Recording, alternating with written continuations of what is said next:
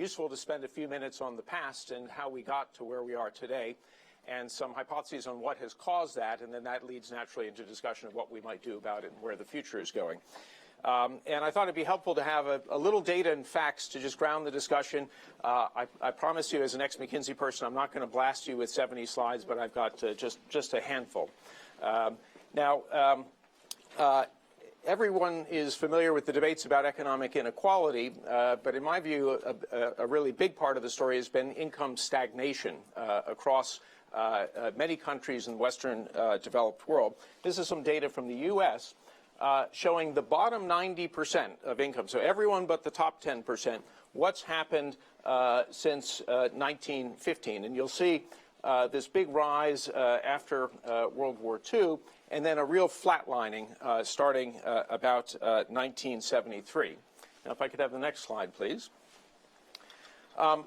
So we had this break point about 1973. Now, if we look at data before 1973 from World War II, you see we really had an era of inclusive growth. This is income from the 90%, 10%, 1%, and 0.1%, and they all rose roughly in line with the economy, with GDP per capita.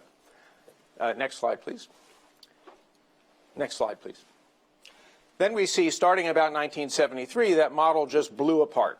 The era of inclusive growth ended and the era of exclusive growth started, and we see the bottom 90% flatlining, the top 10% keeping up with the economy, and the top 1 and 0.1% really taking off for the stratosphere. Next slide, please. And this underlying this trend has been a really remarkable change in the growth model of the U.S. and a number of other developed countries that economists are starting to call the great decoupling. Where growths in incomes across the income distribution had risen with particularly factors like productivity, and the economic theory says that as productivity goes up, wages should go up.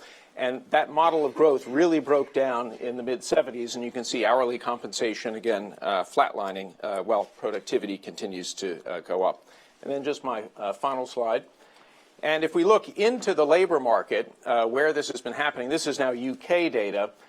This is changes in employment share by income decile. This is data from my colleague, John Muehlbauer.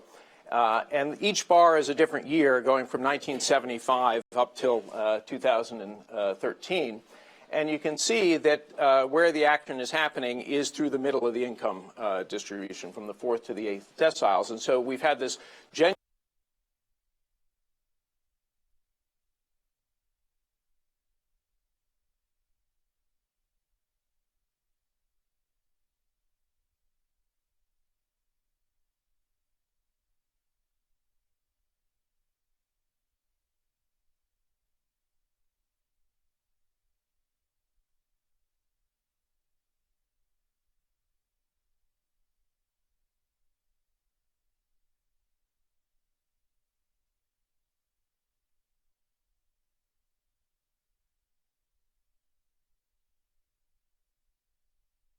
and there's multiple suspects who've done it. Now, the standard answer people usually jump to is globalization and technology. And when we hear that, we usually think, China, computers, those sorts of things. But think back to the timing that I just showed you. This all really started back in the mid-'70s, at least in the U.S. A little bit later in some European countries, but from the kind of mid-'70s to the mid-'80s was the time when the growth model in many developed countries kind of blew apart. So what happened in the mid-'70s besides bell-bottom trousers and some bad music? That's good music too. This was too early for China and computers. So I'm going to give you my list of 5 suspects that fit with the timing, and then we'll wrap up with a few thoughts on what we might do. So one was actually, you don't hear it talked about much, but globalization of capital markets, not goods and services, but capital markets. Mid-'70s was the breakdown of Bretton Woods, the move from fixed exchange rates to floating exchange rates, and this globalization of capital created much more power in capital than it could move anywhere in the world. The second is industrial automation. So not computers, but things that automated factories and containerized shipping and automated mining equipment and all kinds of stuff we don't normally think of as sort of, robots and high-tech economy. But there was a third wave of industrial revolution that hit this kind of 70s, 80s periods that raised productivity in manufacturing quite a bit, but eliminated a lot of jobs. The third are the, not China, but the previous generation of Asian tigers, Japan, Korea, Taiwan, which made big gains during that period in quite a number of export industries. My fourth is demographics. This was also the time of the baby boom. So you had a big surge, demographic surge into the workforce, which reduced bargaining for wages and increased the labor supply. Another factor increasing the labor supply during this period was female entry into the workforce, kind of peaked through this period. And then lastly, another demographic factor, you had a big leveling off of educational attainment gains, particularly among male workers. So all of these things led, combined to lead to a big shift in bargaining power for wages, from labor to capital. And that leads to my last one, which was there were also big changes in the corporate governance model, and we touched on this a bit in the last session, to shareholder capitalism. And that really kind of took off in the 80s, 90s, and into the 2000s. That also changed the nature of the social contract and power relationships between labor and capital. So, just to wrap up, if we look back at my list of suspects that I outlined, and they all play a role in some way, one of these forces is largely kind of stalling out. Globalization, in many ways, is kind of played out and is also politically less sustainable now. A second, demographics, is actually going into reverse. As the baby boomer passes through, we actually have aging societies and labor shortages looming ahead. A third, technology, I would argue, is only really getting started and has a whole other bend of growth to it and is something to be concerned about. So taking those three countervailing forces together, you get a sense these issues aren't going to fix themselves on their own. They're not going to go away anytime soon. So we're going to need active measures to deal with them. And I'll give my quick list, and then that will maybe seed some conversation during the Q&A. But on my list would be shifting back from a shareholder value capitalism to a broader stakeholder model of capitalism, which we've had before in the past and has actually worked pretty successfully. Shifting taxation, which is now focused very heavily on labor, and particularly labor in the middle and upper middle of the income distribution, to shifting taxation to capital, which is where all the rents are going. Third is shifting to a model of lifetime education because the speed of technology change is now at an intergenerational level, not between generations. And then fourth, I'm not a big fan of universal basic income for reasons we can discuss, but I am a fan of universal basic job. So I'll throw those out there, and we can have some discussion in the Q&A. Thank you. Thanks very much, Eric. So, Geraldine. Yeah, look, I would agree with a huge amount of what Eric had to say. Just a few other points that I would want to make. I think that particularly on the technology point, we're actually at the, relatively speaking, the beginning of that curve, and I think the degree of disruption we're going to see there is going to accelerate. One of the things that I was told, which I found very sobering, is that the largest employer of white men in America is truck driving. And you think about autonomous cars and what that's going to do to that industry. And when we think about social dislocation and disruption that we've seen through the last electoral cycle, these changes aren't just going to be significant. They're happening very quickly. I mean, before people have a moment to sort of catch their breath, these changes have played out. And so I think we're going to see that very severely. And I think that underscores what I was saying in the previous panel about the collective benefits of some of these changes versus the individual cost. So since the financial crisis, 13 million jobs have been created in the United States. That sounds like that's good news. The problem is, 12 million jobs. The problem is 13 million of them have been created in urban settings, and rural America is 1 million out. And so again, you just see that the benefits that some of these things are bringing isn't there. And then the final thing I just want to say that I think we really need to be thinking about is the sort of second and third order implications of some of this stuff. So this is, again, a bit of a US-centric point, but the US model around retirement, around healthcare, was completely built around employment. because that was basically that the expectation was that you would take a job, as people post-war did, and you'd probably stay in that job, maybe one other, for the remainder of your life. A baby boomer on average changes job 12 times, and millennials currently are changing jobs more frequently than every 2 years. So when you have a social support structure, health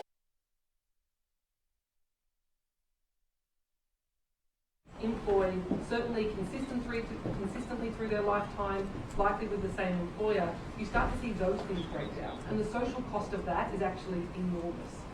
So we now face, and I obviously working with a firm like BlackRock, I'm very focused on retirement, but you now have a situation where not only are corporate pensions significantly underfunded, so the S&P 500, their funding ratio is 74%, some of the state pensions as low as 28%, and 40% of American households have less than $10,000 in retirement savings.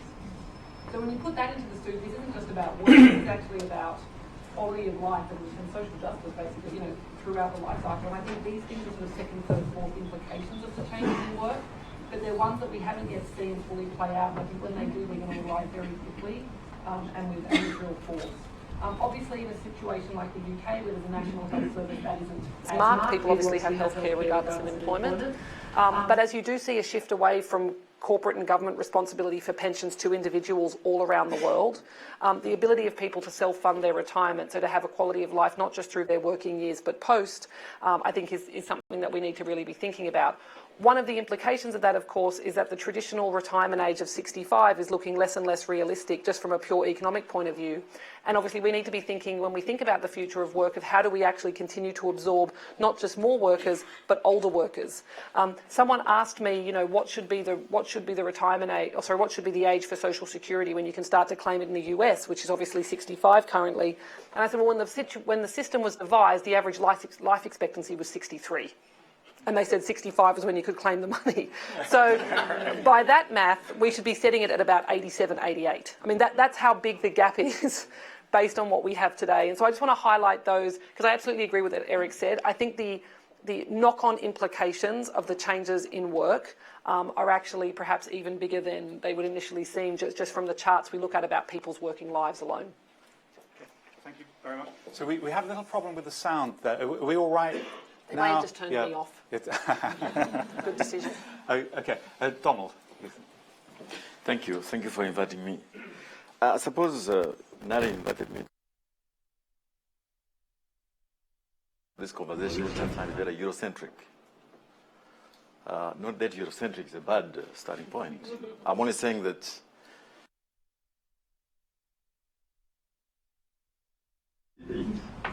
will conclude is about inequality in incomes in rich countries. That is the right thing to do. So let me bring the perspective of someone from my country, same as in the ASEAN region. What is the real problem? The real problem is skewed types of growth, limited social mobility, and limited levels of social protection. Because in the morning I had to talk about globalization and how to deal with some of the negative effects, as the Chinese and Indians. Globalization has worked very well for millions of people in low-income countries, extremely well. I actually think it would have worked better if the multilateral system was functioning to fit some of our ages. So I do think that from our perspective, the issue is not the losers from globalization, it's how to create more winners in that scheme of things. And I want to put you that in a continent like mine, the number one issue, number two, number three is to fix education. And I'll explain. Out of 100 kids who enter the education system, only 3 or 4 end up in tertiary education, either technical or some other type. And therefore, the transmission of poverty from generation to generation, which should be dealt with by education, does not work very well.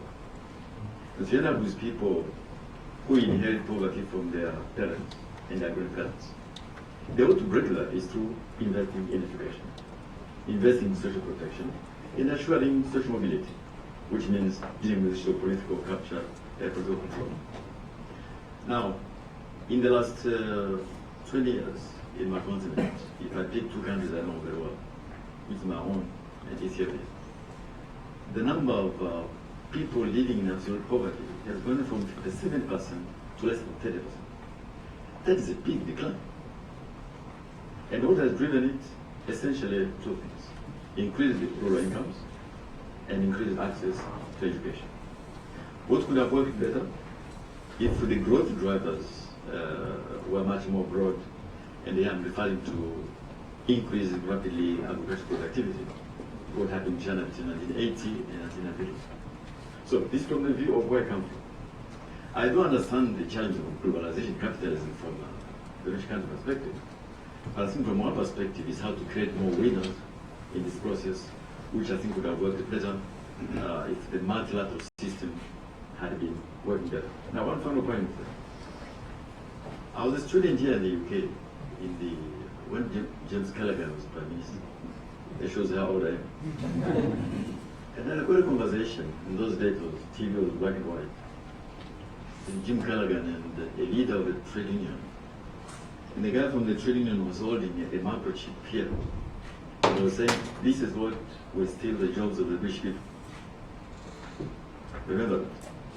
I cannot imagine it today if they came back and look at the number of jobs created by this microchip.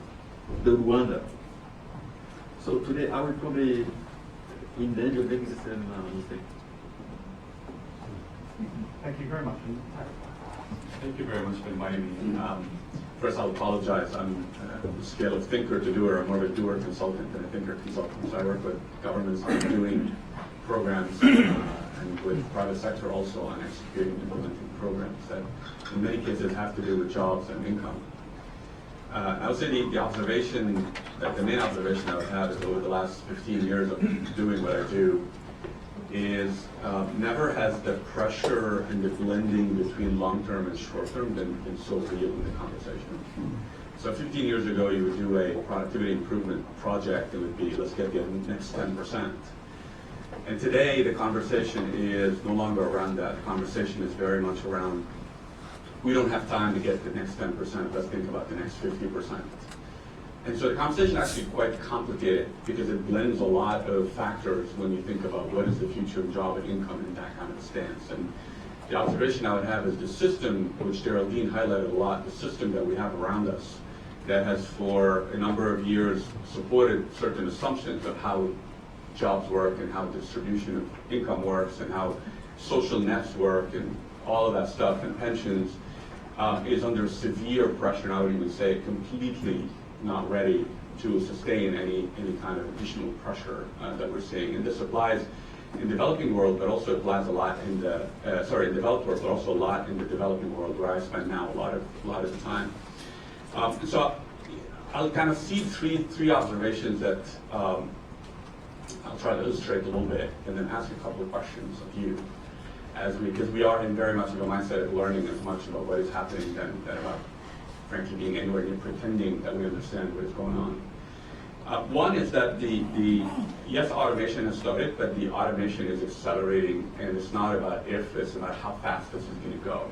So I'll share a few facts on that, but the research that my colleagues from MGI have put out on the automation of work and a future that works, it's titled The Future That Works, actually quite interesting about what is really happening under the surface. The second is that the rules of distribution of wealth when it comes to jobs, labor, income, no longer work. And so an incremental solutions of protectionism of that also don't work. So we need to think about some really bold ideas of how to make opportunity accessible in a very, very different way. I'll share a couple of examples of the type of things that we're doing with clients on how to leapfrog. To that, I will add on the notion of leapfrog is no nation has actually time to travel through what others have done. So this kind of concept of I'm going to go through industrialization and I'll get to service and all that is obviously no longer there. And so this idea of leapfrogging is really core to a lot of what is happening in some structural transformations in economies.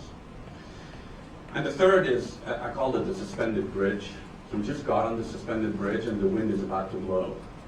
And I'll share a little bit of what we're actually observing in the developed world, particularly in the Middle East region, and why that is happening spent some time with youth, and particularly refugee youth in the region, and it's quite interesting actually what is happening under the surface. So I'll go really fast. So I'll leave you with a couple of facts on the first one, which is automation. So, automation is not going to eliminate a lot of jobs, but it's going to touch most jobs. 60% of jobs will be touched, at least 30% in the activities that those jobs entail. At the same time, it has never been so great in terms of an opportunity and potential. And so if you look at productivity improvements since 2007, it's been flat globally. The estimation is that automation can actually be as much as 0.8 to 1.4% annual growth.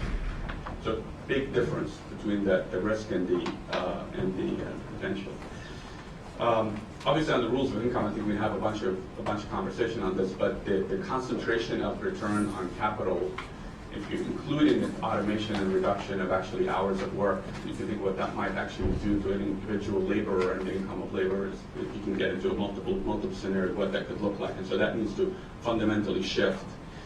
And the third is particularly in developed markets, but are also submit in developed world. So in developing, but also in developed world, this combination of young, educated, connected, and unemployed is unbelievably dangerous. And the speed at which this is happening is just mind-boggling, and we're seeing it. I mean, we're talking about unemployment of youth in the 40% range, who are all employable, quote unquote, if you talked about their education. And so the speed at which we're going to be able to react to fix the system or reinvent the system is necessary, urgent, imminent, because we saw already that we are seeing that volatility in certain countries where it's less sustainable, less stable in a very violent way, and in others and just expressed through dissonance in politics. So the two questions that we are thinking about that kind of keep me up at night is one is will this be a force of increased this gap that Tarek was talking about, or will it be a force where we can actually be able to create a convergence, enough wealth to actually converge to a better sustainable future? And then the second is, will we watch policy making fail over and over because it is, I think, structurally not enough? Or will the various participants in this problem, private sector, NGOs, government, and individuals, come together and each assume its role and responsibility in addressing this issue? Okay, thank you very much. So one of the questions for me, maybe not for everyone, is how much of this is new and how much of it is repeating things from the past. As Paul said, there have been concerns in the past. And in thinking about this session and who to read, what to read for it, I was reminded of a short paper by Keynes written in 1930, The Economic Prospects for Our Grandchildren. And Keynes predicted that by the year 2030, the economic problem will be solved, because of a combination of science and the miracle of compound interest. And by 2030, we'll be working 15 hours a week, but only because we wanted to work, not because we needed it. So that prediction was made. The same prediction was made by the Danish artist Holmberg, who said that we're going to have so much leisure in the future, we need unconditional basic income just to get sort of consumption into the economy. And I was also reminded of, so I worked on Marx, and Marx's Manifesto written in 1848, and in Marx talks about the incredible development of technology. What's he talking about? Well, in his lifetime, the railway was introduced. So when Marx was a child, there was no railway. By the time he was writing the Communist Manifesto, there was Euston Station. And think of the transformation there. Now, I live in a part of London where apparently once upon a time there were 4,000 printing presses. Now there are about 5. And that was because of the invention of the wireless.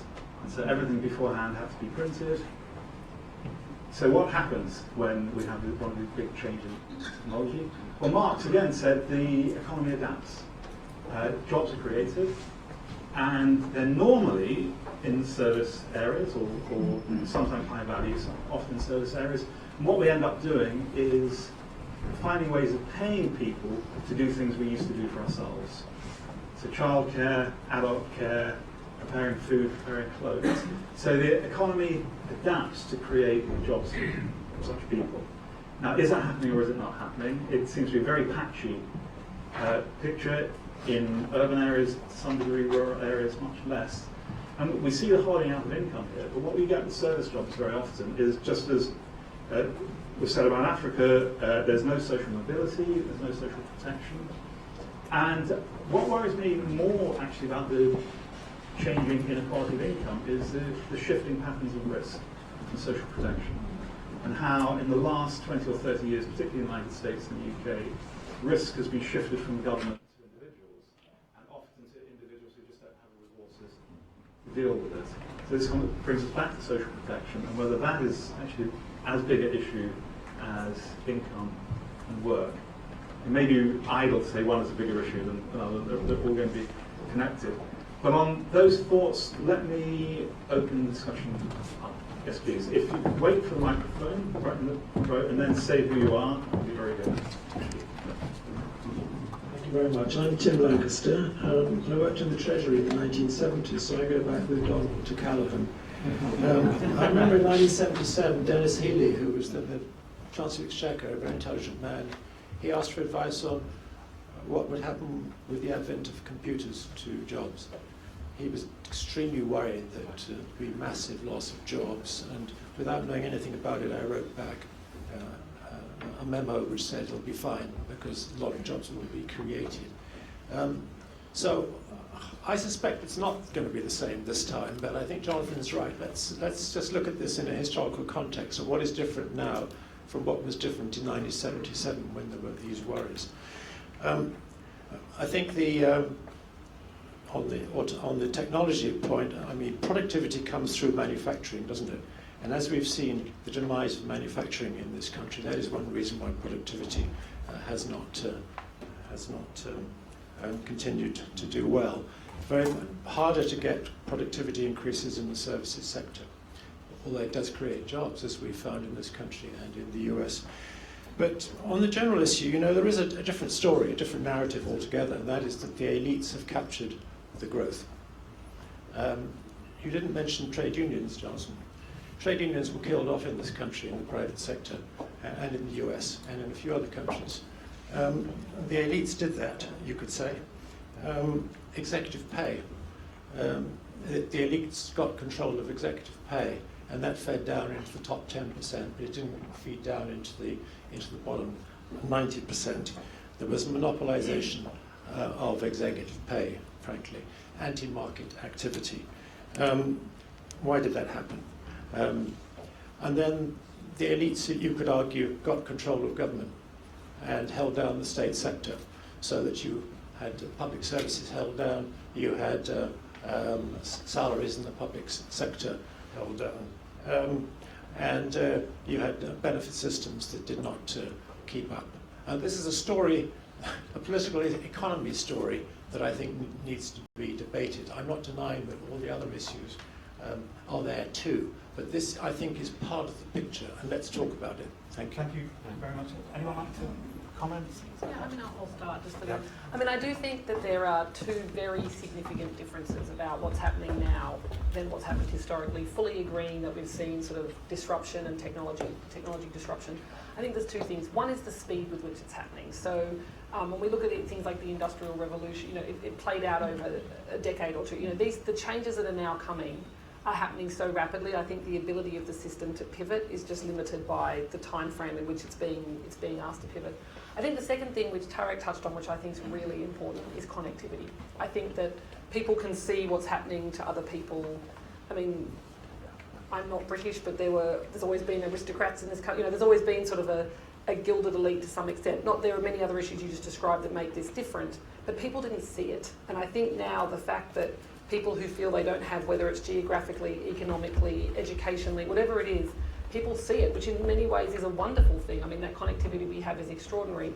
But I do think it's also created great attention as people not only are rapidly missing out, but they can see that others aren't. And I don't want to make it sound like if you didn't see it, it wasn't a problem. Of course it was.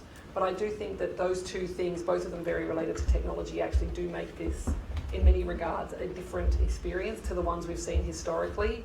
And I think therefore will potentially play out differently because of the rapidity and the connectivity.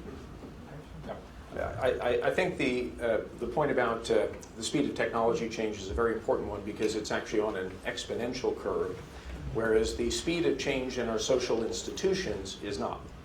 And so we have this growing disconnect between the rapid pace of technology change and the fact that our education system, our welfare system, a whole set of our core social systems were really built during the Industrial Revolution and haven't changed all that much since and are only changing very slowly. So, whereas before our social institutions did adapt, it kind of, there was a bit of disconnect in the Industrial Revolution and a lot of disruption, but they eventually, adapted. They're now almost seen permanently behind. And a big question is, can we fix that and increase the speed of social institutional change? On the point of political economy, absolutely. The evidence is very clear. There was a huge shift in where the rents were flowing in the economy, from broadly shared to literally only the top 10%. The charts I showed, think about what that said. 100% of the growth in the economy for the last 40 years went to the top 10% or even the top 1%. And that wasn't true in the previous 40 years. It also hasn't been true of many other countries. So we know there's a story about policy and institutions. Something changed and something is different in other countries, whether it's the Nordic countries or Germany or a number of others that didn't see this extreme shift. And that at least should give us some hope that we can do something to fix it, because if what was behind it were changes in institutions and policies, those can be changed. So I can't help being amused that you've just been describing the contradictions between the productive forces and the superstructure. Nairi at the front here.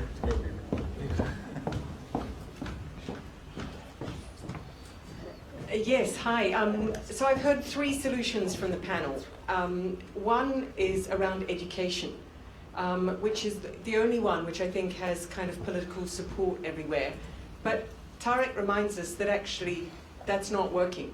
That in many parts of the world we've got educated, unemployed people, and so education, isn't totally going to do it. The other two solutions are really challenging and interesting, and I'd just like to hear the panelists tell us how. So one is around redistributing the gains of capitalism, right? Whether it's through taxation or a shift to stakeholder.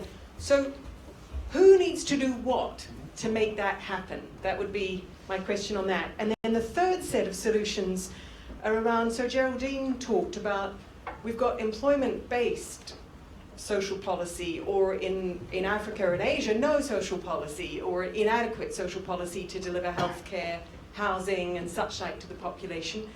So what's the solution to that? I'm reminded that in this country, in Britain, immediately after the Second World War, the government was completely bankrupted by the war. The politicians, Winston Churchill, who had led the war effort, were discredited and thrown out, and yet Beveridge, Attlee and others sat down and wrote a plan for an absolutely revolutionary new system, for a national health service, for national housing. Is that what you're looking for? And is that what governments going to have to do? Or are you proposing someone else does it? Tarek, would you like to start? You don't have to. Yeah. No, I'll share. So the idea of what could be solutions, I think links, I love the question, it links quite a bit to this idea of leapfrogging, because these incremental solutions by one party in this equation just won't work. So there's a number of solutions that are also being tried actually in some countries, but for example,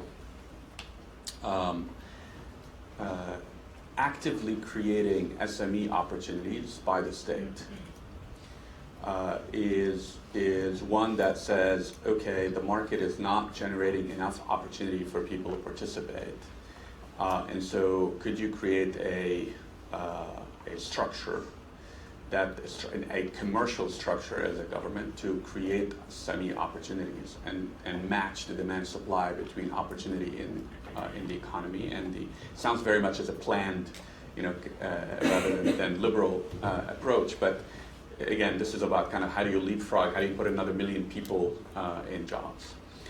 Active end-to-end education to employment kind of training and the work that Generations is doing, linking between private sector and their need and the kind of skills they need and the output of education. Not relying on the market of educators and universities to match what is actually needed in the market, but actively driving that from the job back into the education system and into the retraining system at speed. So we're talking less than 1 year kind of retraining directly into a particular job. Open ownership of stocks by the population. So creating opportunities for the masses to participate in the capital market and be essentially capital owners through facilitated credit, or rather than keeping capital ownership to the obviously pension funds are one way to do it. If you were in that system in countries where that doesn't exist, that is one way to actually open it up. So we can brainstorm, I think, a few things that are being tried and actually tried right now on the ground. But I think this requires, you started your question, which I completely believe in, which is there's a scarcity of vision and leadership anywhere you look. And so, the required visionary leadership of sitting down and writing that plan that you're talking about. I'm not necessarily saying national housing is required, but writing the plan that actually says, here is the accelerated plan of collaboration that we need. Supporting it not only with policy, but with real collaboration with major actors. I think, at least we are observing a lot of it is beginning to happen, but not fast enough. And if anything, at least on the surface, the political rhetoric is not helping to actually have that thoughtful conversation. Tarek. So educated, unemployed, connected, dangerous. I'm not sure. Let me tell you why. I was in Tunisia during the Arab Spring. I was head of the bank there. And the narrative was exactly that. So I took time and traveled around Tunisia. I went up country to try to understand, in the context of the budget support we are going to give. I found university graduates studying French who could hardly speak French. I found many employers in Tunis looking for people to hire. They couldn't find it. So I concluded, yes, there is a problem with young, educated, and employed, but there is a bigger problem we must fix. And I'll go back to education. So I do want to caution people here. First of all, I'd rather have somebody unemployed but educated, rather than uneducated and unemployed.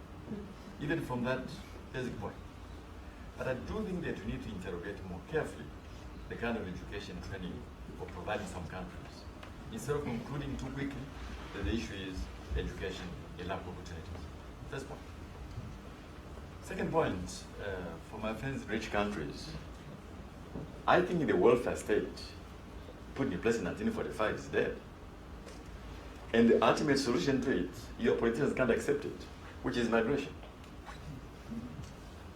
If politicians in rich countries are smart enough to have a conversation with low-income countries about organized migration, which does not disrupt societies, you begin to have a solution to some of the challenges you have from the welfare state you inherited during the baby boomers. So that is an issue you have to discuss among yourselves, because I do think, even if you build the Mexican wall, if the Mexicans pay for it, I think there will have to be a conversation between aging societies and younger societies on migration and what that means for the welfare state and opportunities for all. One last point, technology. Just imagine how many people have been taken out of poverty by simple technologies like mobile phones. Millions of people are now accessing medical services, education. look at the impact now of the cost of renewable energy is coming now, and what it will do for incomes and well-being of millions of people across the world. So for me, I welcome more and more technology. I cannot wait for the next one on the energy to come on board, so that we can have 600 million people who live in darkness, in the 21st century, accessing power. Thank you very much. Well, take a question from the MPP students. Hi, Ellie from Australia. I'm an MPP student here at Blavatnik School and was previously a consultant at McKinsey. Picking up on one of Nairi's points and some of the comments made by the panel, there seems to be a compelling case for taxing capital more heavily. And Bill Gates has come out recently with his idea to tax machines. Quite easy to see some of the potential difficulties with that idea. And you know, in a school like this, one of the first things you learn in intro economics is the distortionary impact of taxing capital. So with that in mind, that economics 101 mindset that we take out into the world, I love the panel's view on have you seen ways of taxing capital in less distortionary ways? What works here? So anyone brave enough to? The thing I was, as you were asking a question, the thing I was thinking, I must say with a heavy heart, is the ability to actually have meaningful dialogue around tax reform and action to be taken. I'm not that old, but I don't know that it's ever been lower. I mean, you see, so as I said, I live in the US. There is actually, both parties have strongly advocated for corporate tax reform. Many people on the Republican side, as well as most Democrats, have advocated for taxation on carried interest to be treated differently. It's currently taxed much lower. Very famously, Warren Buffett said, my tax rate, his combined tax rate is actually lower than his assistant's. And there's actually bipartisan agreement about the benefit of changing those things. The ability to actually action any of this, I literally don't know how it happens. And as people were talking about some of the challenges we face, I do think the polarisation of politics in the developed world, and I don't pretend to be an expert on the developing, has actually made the government's ability to deliver on these things very, very small. And when you talk about 1945, I can't help but wonder how much of that was the fact that, despite the fact that there was political turmoil, the country had been through this extraordinary event and there was stronger collaboration and cooperation between political parties.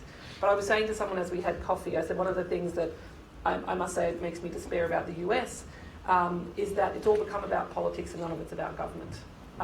And the one single reason I can understand why people voted for Trump, and it's one, is that I think the frustration with the political class and the way in which these decisions are being prosecuted in the US was so extreme for so many that someone who was completely from outside that system, you know, and who wasn't sort of seen as a lifetime politician, was compelling. I think we're seeing that regardless of what people think of his politics, his ability to deliver in the Washington system is actually pretty small.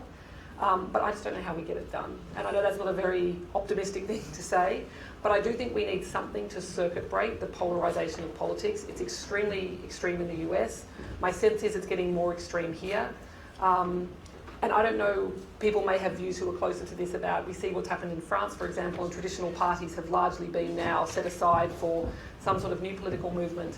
But having lived in the US through the election of Barack Obama, which obviously was done very much on a sort of hope platform, I think some people felt very frustrated with him. I think a lot of people felt frustrated with Washington and the ability that even when you had some, you know, a public mandate and you had public support, the ability to actually drive change wasn't what people thought. So my concern is both the what and the how, because I think the how has become as difficult as it's ever been.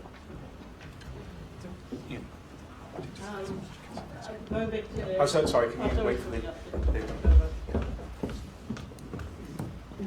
Going back to the issue of education, I think there are quite different things in the developing world and the developed world. And I totally take Tarek's points about educated people unemployed. But I want to say something about what happened in the developed countries and looking at the graph Eric showed on the stagnation of income. If you would do a graph of the increase in higher tertiary education, it would be actually very closely, related. Now, we have been told all these years by Hanashek and all these things that the better educated you are, not only you are better off economically, but the society is better off. And it seems to be there's a different story there nobody wants to admit. And maybe we should adjust our expectations or the expectation of the educated. It's not only about changing education, it's about changing the way people perceive their education, what they are expecting will come out of that. And that might change the way people study or maybe what they think they should be doing with their life. So it's also about the meaning of life, not only jobs, but other things. So I wonder what you think about this correlation between the stagnation of income and education. I'll just make a brief response, but also with a caveat, I'm not an expert on education, but you're absolutely right. When you look at the educational attainment, particularly among males in the U.S., they flatlined in a sort of similar time. Female education kept climbing, but has also started to taper off. Now, then that begs the question of, well, what do? Do you just try and get that line going back up again, getting more people into tertiary education, extending the years of education? But I actually believe, and we've seen some evidence for that in a number of countries, that probably isn't the answer.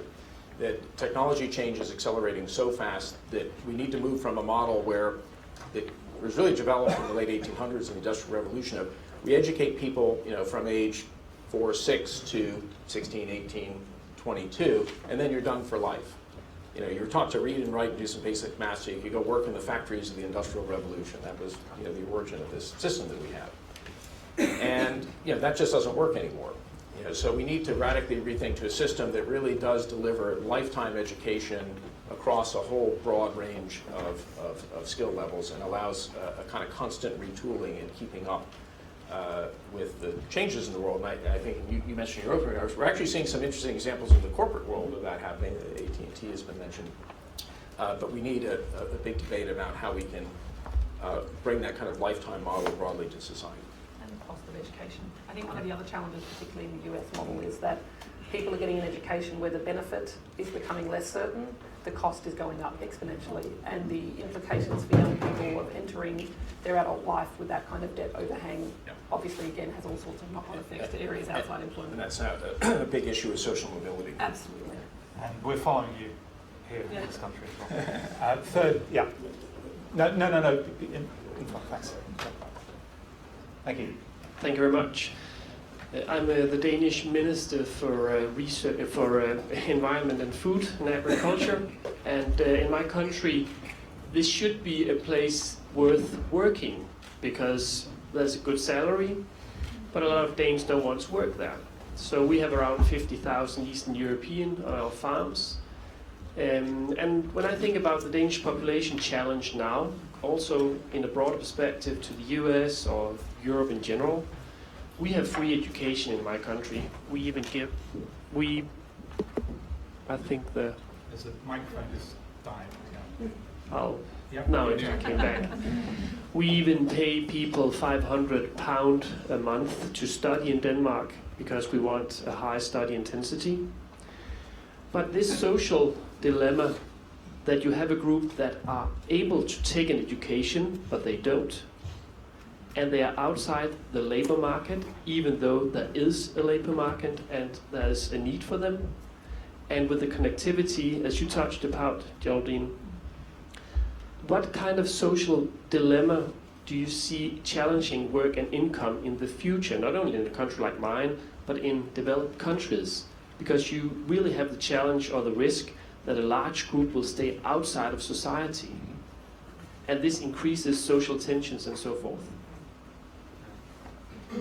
Well, happy to jump in on yeah, this one. okay. And I don't pretend at all to be anywhere near the sociologist kind of a conversation, but at least what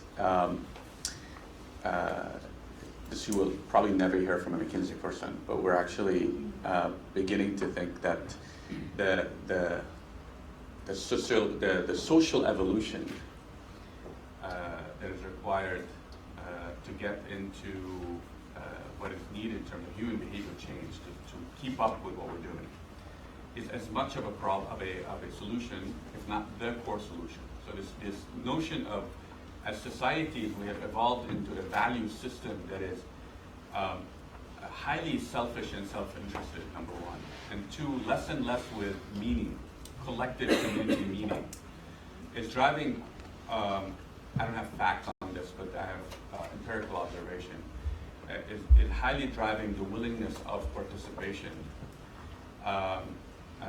When you couple that with social systems that allow you actually to float, the conversation becomes quite interesting. And we add on top of that basic minimum income, then the conversation really becomes interesting. Actually, what are we trying to do?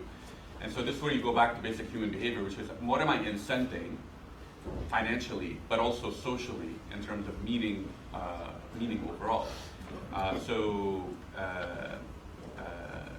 You say a country plan, right? A country plan ought to give just individuals meaning so that they actually are willing to energize and to participate.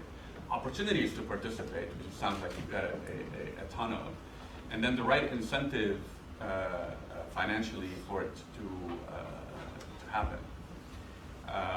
And so I don't pretend that we've actually cracked the nut on this one, but we do feel that at least in the last couple of decades, and more, when you observe in the short term, this choice of actually not participating, coupled with the social system of allow you not to participate, generates some of the symptoms that you outlined. So time has been going incredibly quickly, so what I'm going to do is take a few of the very many hands that have been put up and round them together. So the ones I have got on my list, I've got Yusuf, if you come next. Yeah. And so we'll take 3 or 4 questions and then comment after. Yeah. Please go ahead. Thank you. Rupert Simons from Publish What You Fund. Last night I had an experience that you might not have had in 1970s England.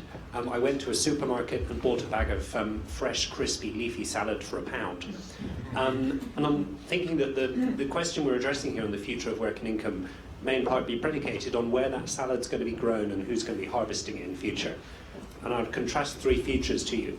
One is that that bag of lettuce leaves is grown in the UK or Denmark and harvested by a robot. Another is that the bag of salad is grown in the UK and is harvested by immigrant labour from Eastern Europe. And third is that it's grown in the highlands of East Africa and air freighted straight from Addis and sold at the same price. The market will ensure that one of those 3 will obtain. My question to the panel is, which of those 3 would you prefer? And which do you think is the most likely? Hold that thought. At the back, please. Yeah, the lady in the green. Okay. Hi, my name is Zara Latif. I work in the Cabinet Office's Open Innovation team, and I'm actually also an alum of the MPP program here. My question is related to policy experimentation. It seems to me, hi Nari, it seems to me the future is the future. It's uncertain. We don't know what we're dealing with here.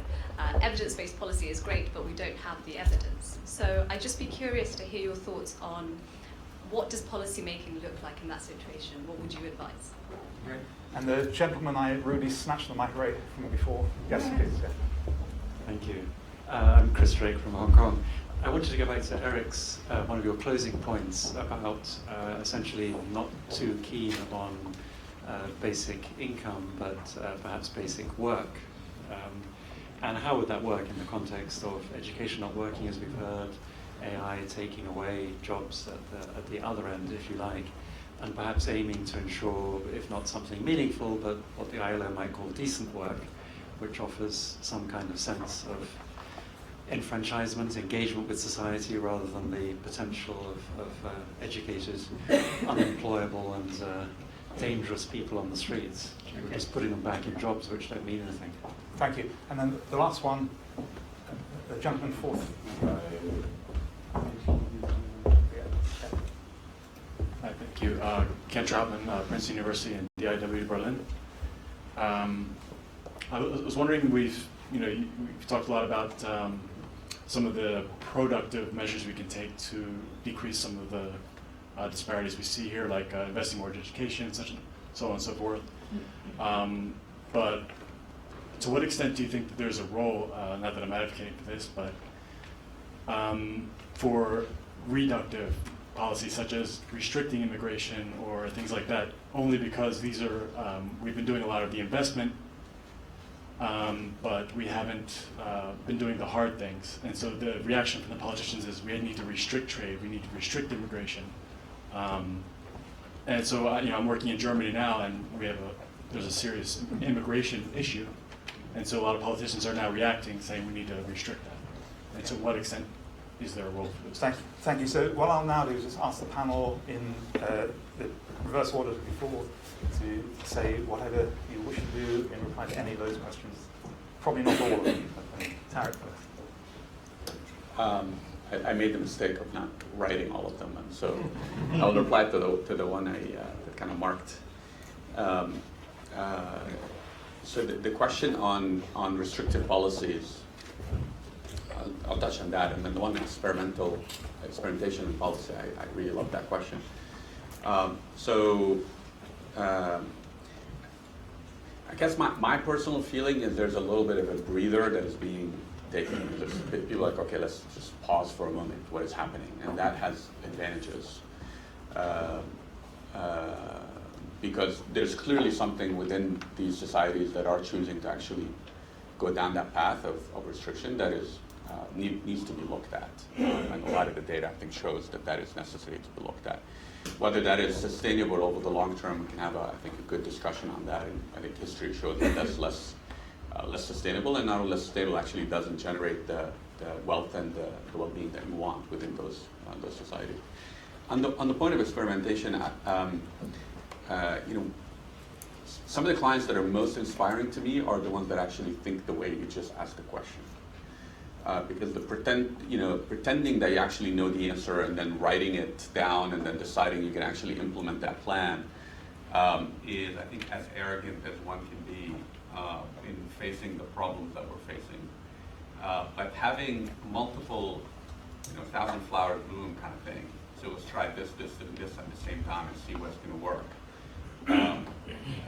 Ideally in different situations within a country. Personally, I've seen that actually generate good outcome, and I also feel where that has limitations is when actually the continuity effort of actually identifying what's working and scaling it falls apart because of some political structure that is around it.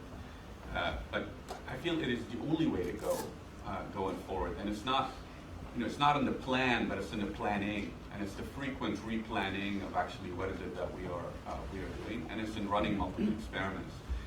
The last thing I'll say on that is if you take, for example, if you combine what does it take to actually create an SME ecosystem that is healthy, and you combine the multitude of levers that you need between education, culture, demand generation, regulation, et cetera, et cetera, et cetera, and you actually say, I'm going to figure this out, and I'm going to create a 15 to 30-year plan, because this is what it takes to actually move an SME system, then you know that you're going to fail.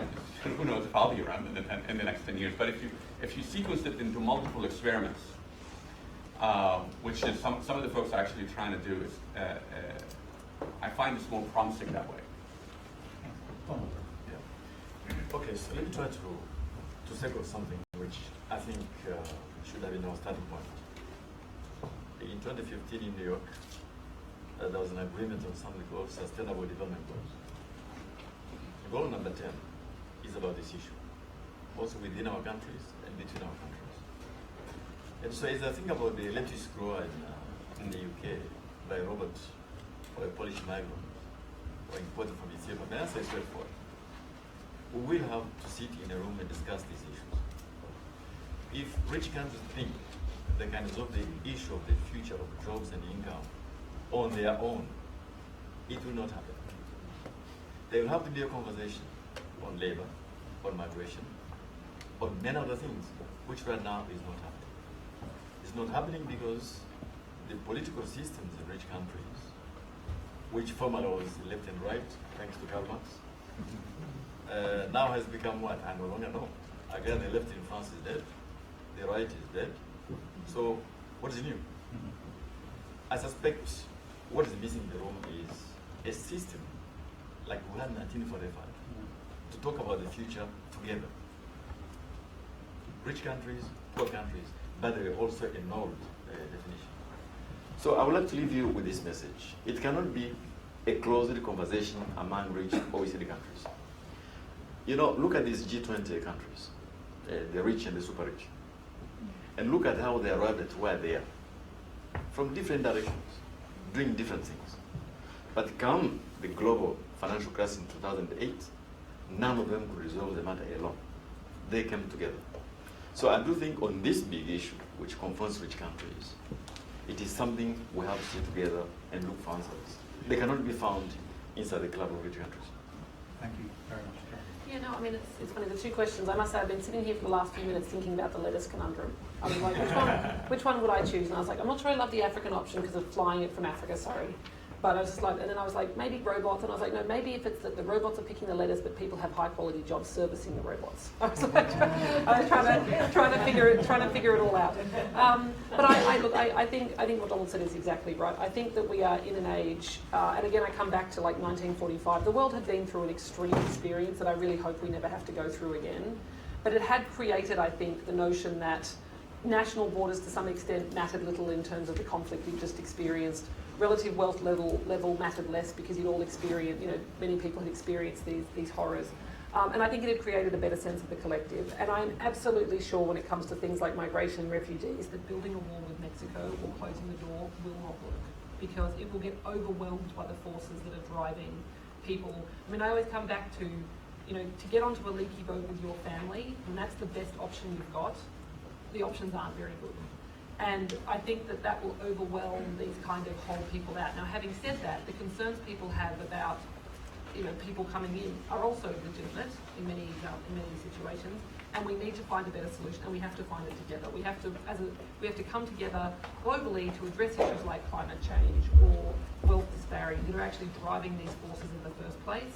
And I certainly hope that international cooperation will stand up better than some of the political forces I was just describing earlier, because I think these issues actually obviously transcend national borders, and if we don't find a collective solution, I think we're going to remain struggling with them individually, either as individual countries or individual people, and we will ultimately get overwhelmed by these forces. So I'm very hopeful that international cooperation, and I think when we think about governments, the roles of multilateral institutions and multilateral cooperation is only becoming more and more important. I hope that it's not that the context is not the same as 1945, even if the spirit of cooperation is.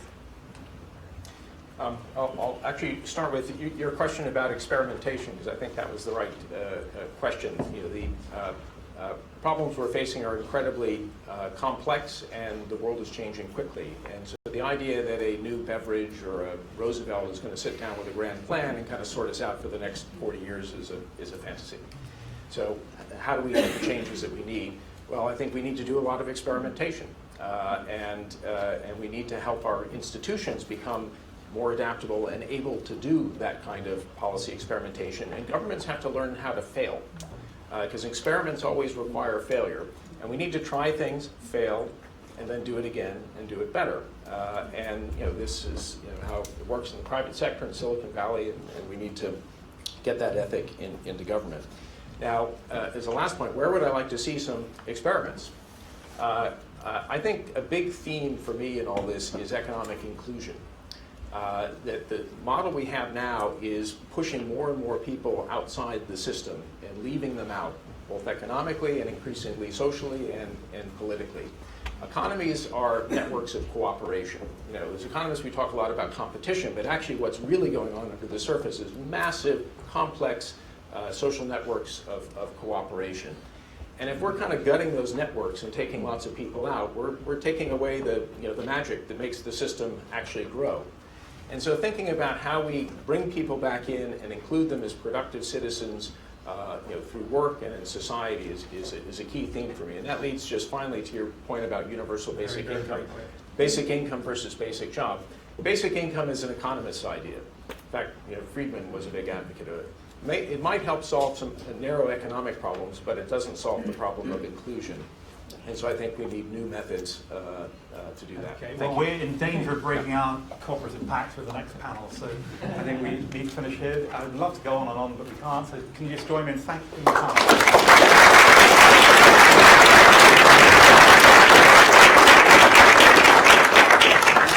the next panel begins just in 5 minutes' time in the main lecture theatre where you were before.